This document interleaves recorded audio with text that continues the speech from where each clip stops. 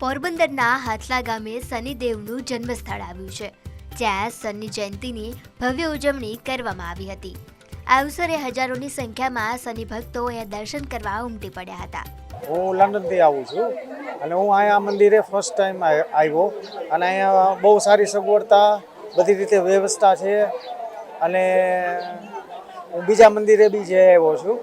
અહીંનું મંદિર બહુ સરસ છે, સગવડતા બી બહુ સારી છે અને ચોકસાઈ બી છે। દર વર્ષે શનિ જયંતી કે અમાસના દિવસે શનિદેવના દર્શન માટે આવીએ છીએ।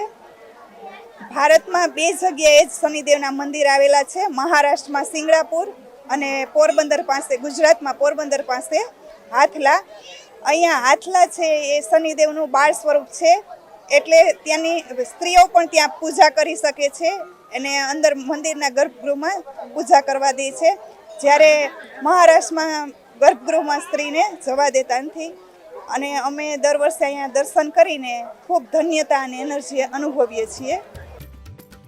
જય શનિદેવના નાદ સાથે હજારો શ્રદ્ધાળુઓએ શનિદેવના કુંડમાં સ્નાન કર્યું હતું અને પોતાના કપડાં અહીં જ મૂકી દીધા હતા।